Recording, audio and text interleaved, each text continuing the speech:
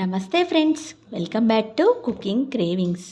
ఈరోజు మన కిచెన్లో పచ్చికారంతో కమ్మటి సోరకాయ కర్రీ ఎలా చేయాలో చూపించబోతున్నానండి. ఇలా మనం సోరకాయ చేయాలి కానీ చాలా బాగుంటుంది.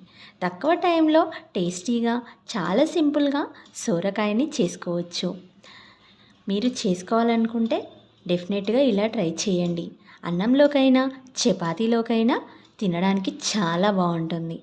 ఇప్పుడు రుచిగల సోరకాయ కర్రీని ఎలా చేయాలో ఇప్పుడు చూద్దాం. ఇక్కడ నేను సోరకాయ కర్రీ చేయడానికి ఒక సోరకాయ తీసుకున్నాను.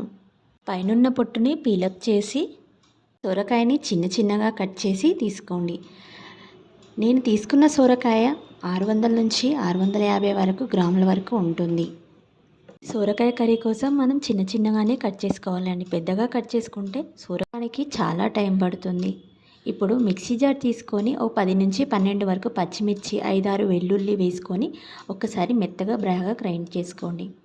ఇప్పుడు ఫ్రై ప్యాన్ పెట్టుకొని 1 టేబుల్ స్పూన్ వరకు ఆయిల్ యాడ్ చేసుకొని 1 టేబుల్ స్పూన్ జీరా, 5-6 పచ్చిమిర్చి వేసుకొని ఒకసారి బాగా మిక్స్ చేసుకోండి.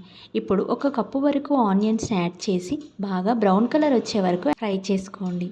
బ్రౌన్ కలర్ వచ్చిన తర్వాత కొంచెం కరివేపాకు, 1 టీ స్పూన్ పసుపు, తగినంత ఉప్పు వేసి బాగా కలుపుకోండి. ఇప్పుడు మనం చిన్న ముక్కలుగా కట్ చేసుకున్న సోరకాయ ముక్కల్ని యాడ్ చేసుకొని ఒక్కసారి బాగా కలిసేలాగా ఫ్రై చేసుకోండి. ఈ టైంలో మంటను మీడియం ఫ్లేమ్లో పెట్టి మూత కవర్ చేసుకొని బాగా ఉడికించండి. మధ్యలో మూత తీసుకుంటూ కలుపుకుంటూ ఉడికించండి. ఇప్పుడు మనం ముందుగా మిక్సీ చేసుకున్న పచ్చిమిర్చి, ఎల్లిపాయను యాడ్ చేసి మనం కారం తగ్గట్టు యాడ్ చేసుకోండి. అది ఉడికేలోపు మనం 1 కొబ్బరికాయను తీసుకొని చిన్న ముక్కలుగా కట్ చేసుకొని ముందుగా మిక్సీ జార్ తీసుకొని దాంట్లో వేసుకొని ఒక్కసారి బాగా మిక్సీ చేసుకోండి. తర్వాత మూత తీసి ఒకసారి బాగా కలుపుకొని తగినంత ఉప్పు, కొబ్బరి పొడి వేసుకొని ఒకసారి బాగా కలుపుకొని 2 నిమిషాల పాటు మూత పెట్టుకోండి. ఇక్కడ నేను తీసుకున్న సోరకాయ అనేది చాలా లాతగా ఉంది కాబట్టి నీళ్లు వేయన అవసరం లేదు.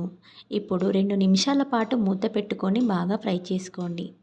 2 నిమిషాల తర్వాత మూత తీసుకొని కొంచెం ధనియాల పొడి, కొత్తిమీర వేసుకొని మంచిగా కలిపి మనం స్టవ్ ఆఫ్ చేసుకోవడమే.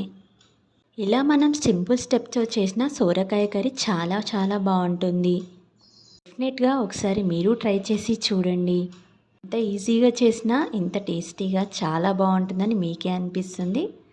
సో డెఫినెట్గా ట్రై చేయండి. Thanks for watching.